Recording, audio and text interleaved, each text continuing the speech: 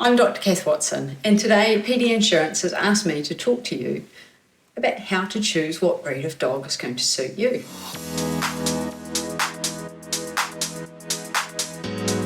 So it's always really exciting thinking about getting a new addition to your family, but you really should give this some thought. Number one, what's your lifestyle? Have you actually got the time to be caring for a pet? Are you going to be away for extended periods? And I can say this from a personal point of view, I would love to have a pet again. I've had cats in the past, but I now have a lifestyle where I'm travelling around the country to work in different locations. And even when I am home, we're often away into the hills tramping and kayaking and that sort of stuff. So we as a family have made the decision not to have pets. We get to share other people's pets. Because we can't be home enough to be fair to them and give them a stable and happy lifestyle. So be honest about what your lifestyle is, and while it is really hard to think ahead 10 years or more, also be aware that having a pet is not just a 1 to 2 year commitment. It is potentially, particularly for cats and dogs, you could be looking 12, 14, 16, 18 years or more, and you need to be aware that your lifestyle can change over that time, but try and be realistic about what your expectations are. Second thing to consider is, are you looking for a dog that can take part in an active lifestyle with your family? You like going out biking, running, all that sort of stuff? Or are you looking for a dog that's just going to hang out with you at home, still needs the odd walk, but not going to be hugely active? So what exercise needs are there for you and your family? The other thing to consider is your living space. So we know we have a bit of a housing crisis here in New Zealand at the moment. So do you own your own home, or are you going to be renting? If you're renting, then obviously you need to be very aware that many rental properties have conditions around what pets you're allowed to have.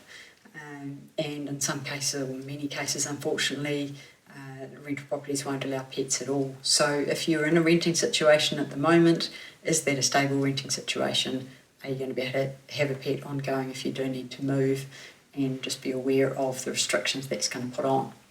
If you do own your own home where you've got a very stable rental situation, is this a dog that you're going to want to keep mostly indoors, mostly outdoors, a bit of both? How much space have you got? Is there any precious items that you need to be keeping them away from? Need to be very aware of boisterous dogs, how big they're going to get, that sort of thing. Then there's your family situation. Do you have children? Are there elderly people around? Do you have other pets? And I say all of this, a lot of people like to get a pet as practice for having kids, and while that might be good, you also need to think about what happens if it's all going well and you do decide to go on and have kids. Is that dog that you've got going to be suitable for family life as well? If you're not sure whether a pet is even the right thing for you, then maybe starting out with a pet sharing arrangement so that you get to have a feel for how a pet is actually going to fit, or a dog is going to fit into your lifestyle and your house and the space that you have, your family. And it may even be, when I say pet sharing, maybe you want to foster a dog to start with and just make sure it's going to work for you.